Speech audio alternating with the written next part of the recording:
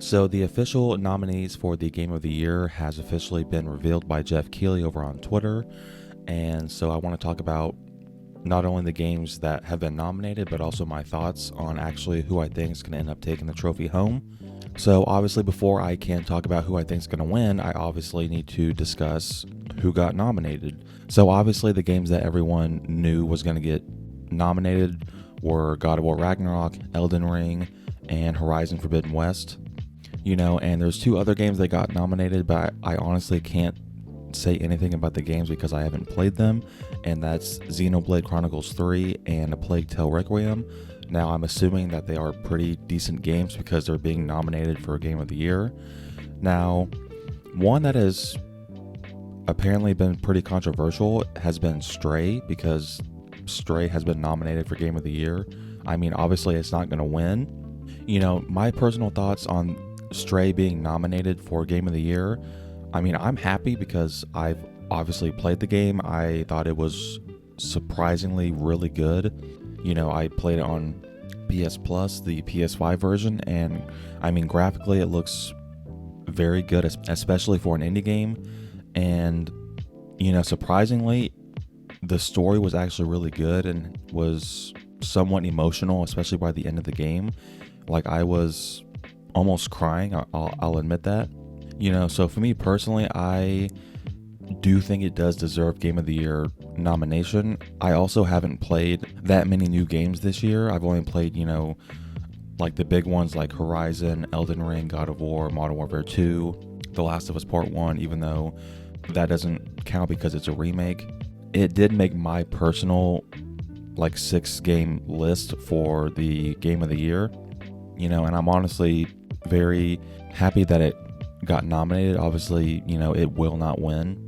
As far as the big three when it comes to Forbidden West, Elden Ring, God of War Ragnarok, we all knew they were going to qualify and get nominated. Now, when it comes to Forbidden West, this is not going to win either because me personally, it's like my second or third best game of the year. I was honestly pretty disappointed with the story. I feel like Horizon Zero Dawn's story is a lot better. I mean, the game's been out for 10 months now, so I am going to go into a little bit of spoilers whenever they bring in like the eternal gods from a different universe. As soon as that happened in the story, I was pretty much, I didn't care. I just wanted to beat the game. That way I could say that I beat the game. For me, that's not my game of the year. For most of this year, my game of the year was Elden Ring. I think Elden Ring is a phenomenal game. I love the art direction. I love the world building. And the lore is also very interesting as well, even though it can be extremely confusing. But when it came to a game like Elden Ring, I had to pause and go to YouTube to look up where to go and the best builds, and also how to cheese bosses, because Elden Ring will go down as one of my most unique and best experiences with gaming, because the amount of rage that filled my body and the amount of times that I wanted to smash a controller because I couldn't beat a boss, I would get that same feeling, but in the best way possible, whenever I would finally beat that boss. This was the first time I ever beat a Souls game. I only ever played an hour of Bloodborne and an hour of Demon Souls, and I couldn't get any further. So the fact that I actually beat a Souls game, I never thought I'd be able to ever say that. Yeah, for the longest time, Elden Ring was my game of the year until God of War Ragnarok came out.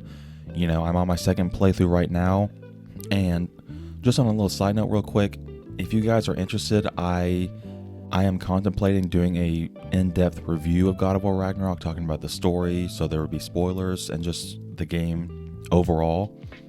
I would already be working on it now, but my first playthrough, I only pretty much did the main storyline, and now my second playthrough, I'm taking my time, and I want to do most of the side quests before I actually give my thoughts on it. But God of War Ragnarok is my game of the year. In my opinion, it surpassed God of War 2018 in every single way imaginable, and it's my third favorite game of all time. And I don't even think Elden Ring cracks my top 10 of all time, but Elden Ring is still a phenomenal game. And I think yesterday it came out that Elden Ring has sold over 17.5 million copies. That's insane. And I think like the first 2 weeks it sold like 13 million copies, so it's kind of slowed down a lot. But that number is insane. To me, God of War Ragnarok is just on a different level. It is my personal game of the year, which I knew that was going to happen because God of War Ragnarok is a wide linear story-driven game, and Elden Ring, I mean, there is a story, but it's a lot more hard to digest. So I'm automatically more drawn to a game like God of War Ragnarok. You know, and I'm not just saying, oh, I think God of War Ragnarok's game of the year because it's a PlayStation exclusive and Elden Ring came out on Xbox. Like, I don't care about that. I'm being totally objective. I think Ragnarok is a better game than Elden Ring. And so that's going to be my personal pick. I've already voted, and I voted for that game, even though it doesn't matter because apparently only 10% of the votes are for the actual gamers, the people that play these games, and then the rest of the votes are from like journalists and stuff like that. So it honestly doesn't matter who you vote for. Like, your vote doesn't count, pretty much. At the end of the day, it really doesn't matter who wins game of the year. It's whatever, like, what was your personal game of the year? That's all that matters. It doesn't matter who takes the trophy home. If Elden Ring wins, I will not be shocked.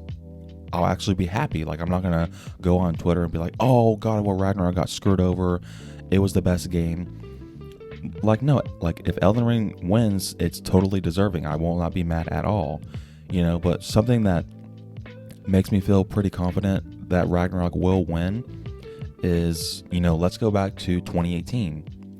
Not only did Spider-Man come out for PlayStation, and obviously God of War 2018, but Red Dead Redemption 2. So I kind of compare RDR2 to Elden Ring because they are both massive open world games that were multi-platform, so Xbox, PlayStation, PC.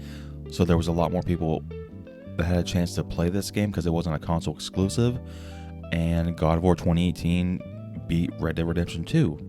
And I think the same thing's going to happen here. I genuinely believe Ragnarok will beat Elden Ring. But like I said earlier, if Elden Ring wins, I will not be shocked at all. And now I want to talk about, to wrap this video up, I want to share my honest thoughts on who I actually believe is going to win, not who I want.